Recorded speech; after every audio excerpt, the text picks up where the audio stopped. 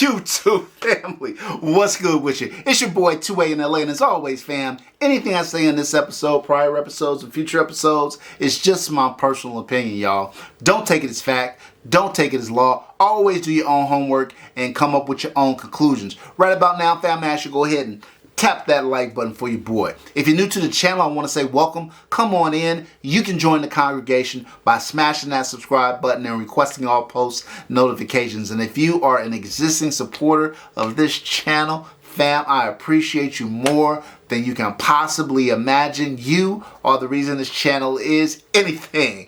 All right, let's dive into this one because I know you guys have been waiting on it.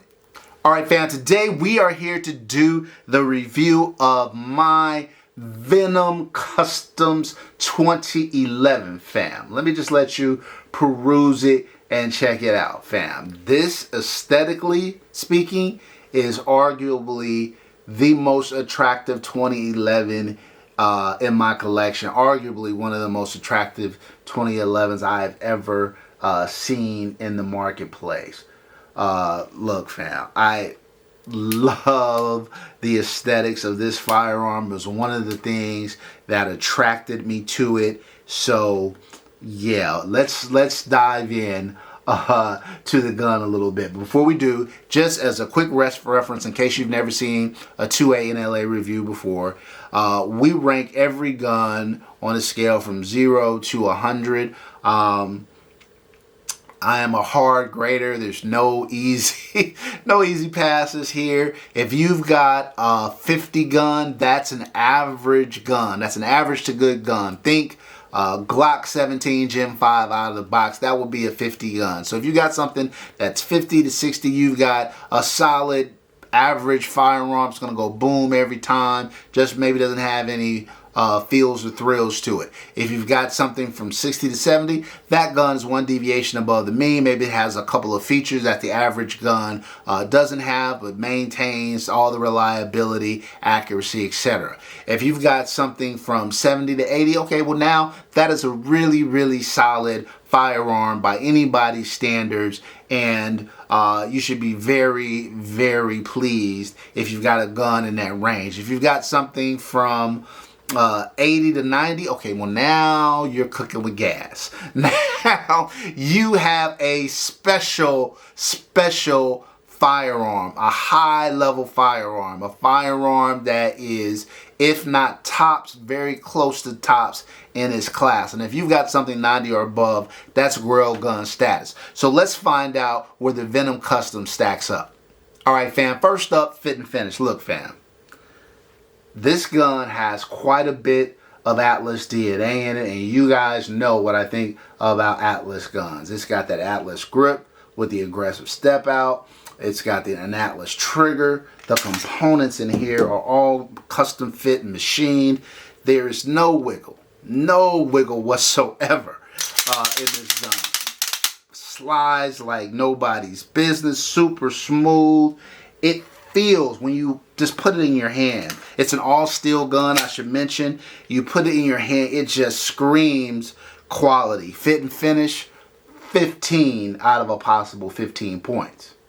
Next up, reliability. Look, fam, I've shot close to 1,000 rounds through it. Had zero malfunctions, zero misfeeds, no issues whatsoever. Now, it is a 2011. 2011s, you got to keep them clean. You got to break it down every 1,000 rounds or so and clean them out because these are race cars. They're a little bit more sensitive than a Glock, let's say. But as long as you keep the gun clean, it's crazy reliable. 14 out of 15 for reliability. Durability, like I said, fam, this gun is made from a lot of Atlas DNA. It's all machine parts, incredibly well done, well put together, PVD coated. This is the kind of gun that you can hand down generation to generation to generation. I don't see any flaws relative to the durability. I was a little concerned because it's got that blue barrel, as you can see right there. I was wondering would there be any wear and tear on the barrel because of the coloring, and it's very unique. Held up like a champ. Held up like a champ. So durability, 15 out of a possible 15. All right, fam. Next up, trigger. Look, fam. I told you you got Atlas trigger, right? If you guys watch the channel, what do Atlas triggers get, fam? They always get ultimate and high marks. I'll go ahead and I'll put up the trigger pull. Look at that reset, non-existent. It's feathery smooth, fam. Feathery smooth. Yeah, fam. Atlas, 15 out of 15. All right, fam. Next up, accuracy, fam. The weight of the gun, the aggressiveness of the grip, the barrel. I mean, super accurate, super accurate. It's what you'd expect from Venom. It's what you'd expect of an Atlas adjacent gun, I would say. It didn't surprise me because I expected this to be a very accurate, very good shooting gun. Accuracy, we're going to go ahead and give it a 9 out of 10. Now, some of you guys may be wondering, well, why not a 10 out of 10? So, the one critique I would have of this gun, and it's not a critique on them, more so how I ordered it, is I would have ported the barrel to keep it softer, to keep it flatter. Now, it really isn't as necessary, and you've seen the footage of me shooting it, because the gun is a heavy gun. It's an all steel frame gun. So the weight eats up a lot of the recoil, but I think if it was ported, it would take it just to another level. So 9 out of 10 points for accuracy. Next up, ergonomics. How does a gun feel in your hand? If it doesn't feel comfortable, if it doesn't feel good, you are not going to be as accurate as you could be. You're not going to want to shoot it as much as you normally would. Well, I can tell you it feels great. The only thing that I would say is, if you're thinking about getting a Venom Customs gun and you're going to order it through my guys at Covert, if you don't like a really aggressive grip, let them know. Because this is a pretty aggressive grip. If you have soft hands, and I kind of do, but I don't mind the aggressiveness at all. If you got soft hands, then this might be a little too aggressive for you, but it feels phenomenal. The gun is super well balanced. It's got your standard 2011 grip angle. You guys know how I feel about Atlas grips, and so yes, fam, 100% we're giving the ergonomics a 10 out of 10.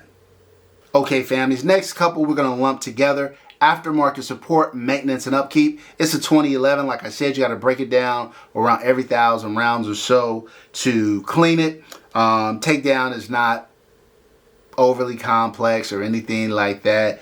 It's what you would expect from your typical 2011. Aftermarket support, tons of aftermarket support out there for 2011s these days. But here's what I would say, fam. Like, when you get a gun from a Venom Customs that really are kind of providing you with the aftermarket support, they do it, man. The little details on the gun, the Venom logo that's on both sides, the Venom Customs below here, the coloring of the barrel and all of the ancillary parts. These are things that in all likelihood you would be paying for somebody to do on a 2011, and it's included in the gun. So if you think about kind of what a gun that had this quality would be, and then you factor in what would it cost me to enhance it aesthetically with the coloring and all the other stuff,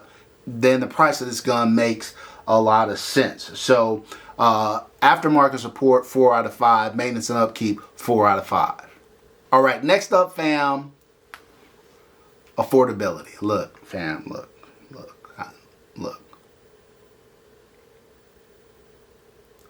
It is a very expensive firearm, fam. A very, very expensive firearm. We'll go ahead and put the MSRP up there. But here's what I would say. They've taken essentially an Atlas Athena, which is probably like $5,500, $6,000 gun and have improved the aesthetics of the slide with the cuts and everything. They've colored all the ancillary parts and the barrel in a high quality coating. They made the gun look aesthetically on another level. So if you had got a kind of a base model Athena, it would probably run you $1,500 or so to do everything that you see here done. So it kind of makes sense. But yeah, at the end of the day, that doesn't matter. It's still a very expensive gun, not very affordable. So for affordability, the gun gets only a 1 out of a possible 5. Last but certainly not least, fam, flex. Is Instagram gonna go crazy? Are your boys gonna be like, oh, is the guy at the gun range gonna call all the other range officers over to look at your gun? Absolutely. Absolutely, that's going to happen. This gun is drop dead sexy. Flex is off the charts. I was very tempted, fam. Flex is only worth 5 points. I was very tempted to give it a 6 out of a possible 5 points for Flex. That's how flossy and flexy it is. But we're going to go ahead and give it a full 5 out of 5 points for Flex. All right, fam, if you add all of that up, you get a whopping 92 out of a possible 100 points, fam. There is only 2 guns that have scored higher and only 1 other gun that has scored equivalent. And those are all Atlas guns. This gun came in evenly rated with the Atlas Artemis, which has a sight block on it that this doesn't have, but the aesthetics on this gun kind of make up for that. The all steel frame kind of makes up for that. Yeah, fam. And it shoots just as accurate.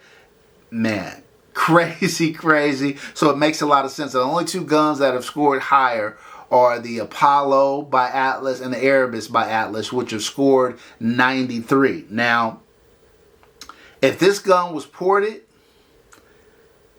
it would have 100% been right there and maybe eked out over those 2 guns. But it lands at a 92 out of a possible 100 points, which means this is a phenomenal gun. Venom Customs, I tell you guys, I get there's a lot of Atlas DNA in the gun, but they make it their own. It is incredibly unique. Not just this one, all of them. If I can, I'll put up a couple of pictures of some different ones so you can get a sense for what they do. They do a phenomenal job. And I am very, very happy and proud to have this gun in my collection. Venom Customs 2011, 92 out of a possible 100. All right, fam, that's it for this episode. Until next time, as always, take care of one another and peace.